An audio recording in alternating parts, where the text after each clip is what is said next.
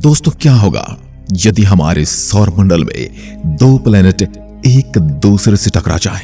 कितना भयंकर होगा परिणाम और क्या असर पड़ेगा हमारे पूरे सोलर सिस्टम पर? दोस्तों, हमारी पृथ्वी जो कि अपने एक्सिस पर 23.5 डिग्री झुकी हुई है, लेकिन सोलर सिस्टम का एक प्लेनेट ऐसा भी है जो अपने एक्सिस पर करीब 98 डिग्री झुका हुआ है।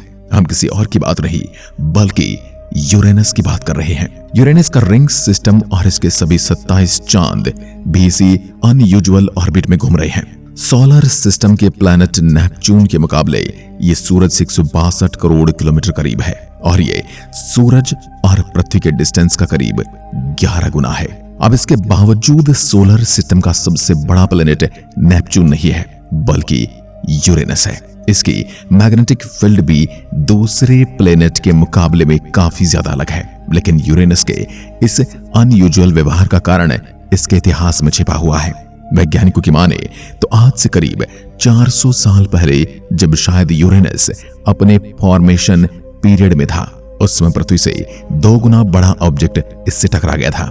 अब साल 2018 में क्योंकि डुरहम इंस्टीट्यूट फॉर कंप्यूटेशनल कॉस्मोलॉजी के कुछ वैज्ञानिकों ने इस पर गहरी रिसर्च की।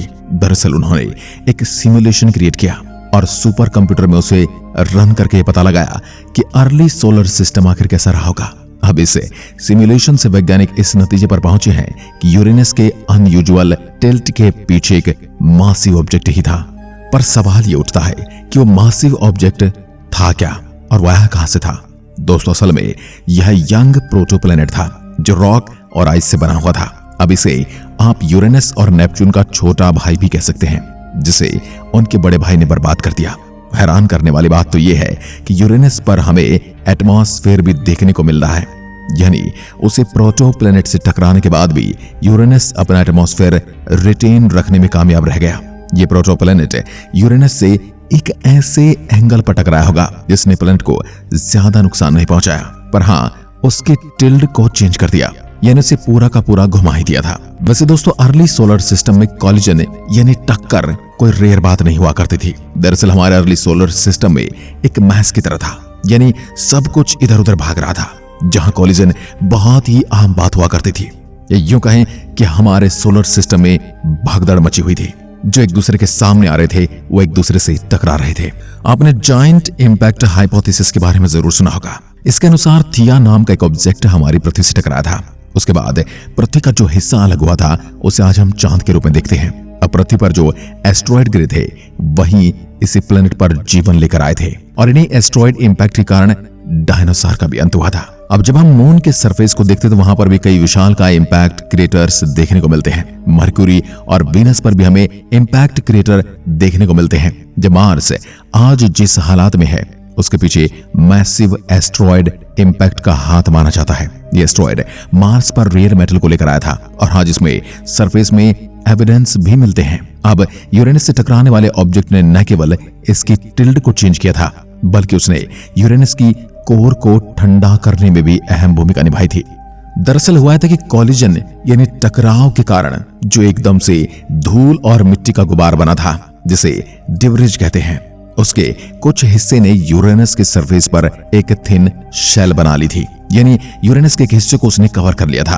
अब इसके कारण यूरेनस के कोर से निकलने वाली हीट अंदर ही ट्रैक होकर रह गई और समय के साथ अंदर ही अंदर ठंडी पड़ने लगी।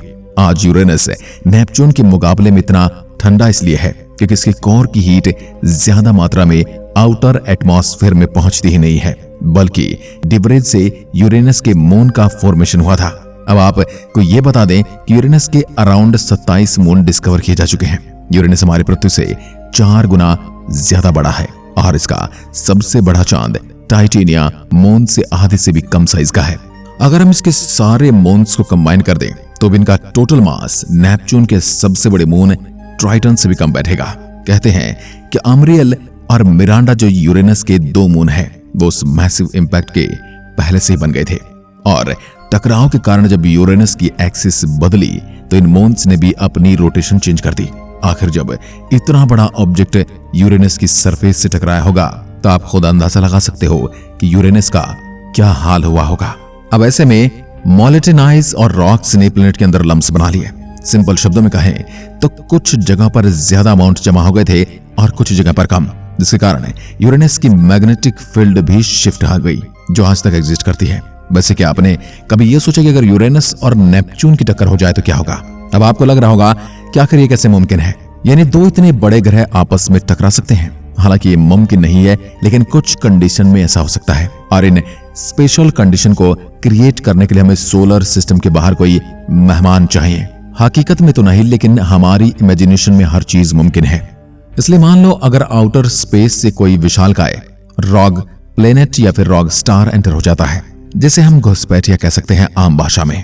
अब जैसे जैसे ये ऑब्जेक्ट इन सोलर सिस्टम की तरफ आ रहा होगा, अपना ग्रेविटेशनल इंपैक्ट से ये सभी ऑब्जेक्ट की ऑर्बिट को इन्फ्लुएंस कर रहा होगा।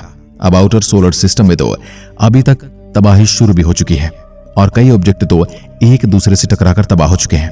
हमारा ये बिन बुलाए मेहमान अपने रास्ते में नेपच्यून और यूरेनस की ऑर्बिट को क्रॉस करता है और अपने ग्रेविटेशनल फोर्स से उनकी ऑर्बिट को चेंज कर देता है। अब इसके बाद ये घुसपैठिया ऑब्जेक्ट का सफर कहीं पर भी जाकर रुके, पर अभी के लिए हमारा काम हो चुका है। यूरेनस और नेपच्यून की ऑर्बिट अनस्टेबल होती है और दोनों ऑब्जेक्ट एक दूसरे की ओर बढ़ रहे हैं। अब जैसे कि आपको बताया था कि इनके बीच की दूरी 162 करोड़ किलोमीटर है। यूरेनस पृथ्वी से 4 गुना ज्यादा बड़ा और नेपच्यून करीब 3.5 गुना ज्यादा बड़ा कहा जा सकता है। साइज में नेपच्यून से बड़ा होने के बावजूद यूरेनस का मास नेपच्यून से थोड़ा कम है। नंबर्स में बताएंगे तो नेपच्यून पृथ्वी से 17 गुना ज्यादा मैसिव है और यूरेनस 15 गुना ज्यादा। दोस्तों, यूरेनस और नेपच्यून दोनों ही आइस जॉइंट हैं, पर यूरेनस कुछ हद तक सैटर्न से भी रिसेंबल करता है। सैटर्न के बाद इस प्लेनेट की डेंसिटी सोलर सिस्टम में सबसे कम है और यही कारण है कि बड़े साइज के बावजूद भी इसका मास नेपच्यून से काफी कम है। यानी एक प्लेनेट साइज में बड़ा है और दूसरा मास यानी कि वजन में ज्यादा है। अब इन दोनों की टक्कर में कौन बचेगा और कौन खत्म हो जाएगा, ये जानना काफी मजेदार होगा। एक तरफ है यूरेनस और दूसरी तरफ नेपच्यून और ये दोनों एक दूसरे की तरफ बढ़ रहे हैं।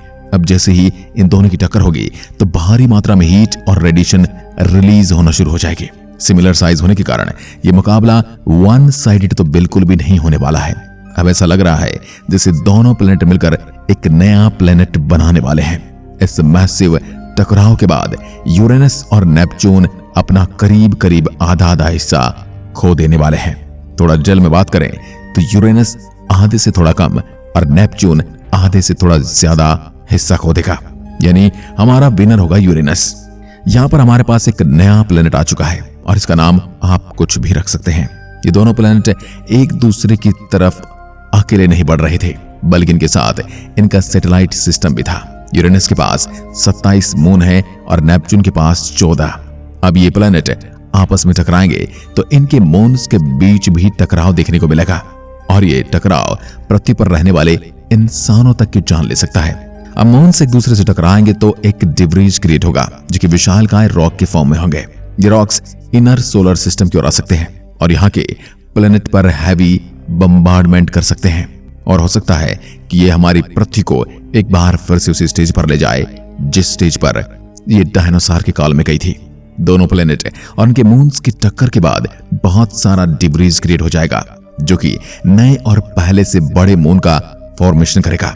यानी ये मलबा हमारे लिए एक और चांद का निर्माण करेगा। यानी हमारे नए प्लेनेट के पास ट्राइटन से भी बड़ा मून होना चाहिए, साथ ही इसका सैटेलाइट सिस्टम भी बड़ा होगा। नेपच्यून और यूरेनस की टक्कर से जो नया ग्रह बनेगा उसमें दोनों प्लेनेट के कैरेक्टरिस्टिक्स होंगे और इसकी डेंसिटी और मास आज के यूरेनस और नेपच्यून के मुकाबले में ज्यादा होगा। इस एक्स्ट्रा मास का असर होगा प्लूटो पर। प्लूटो के ऑर्बिट पहले से ही काफी बिगड़े हुए हैं।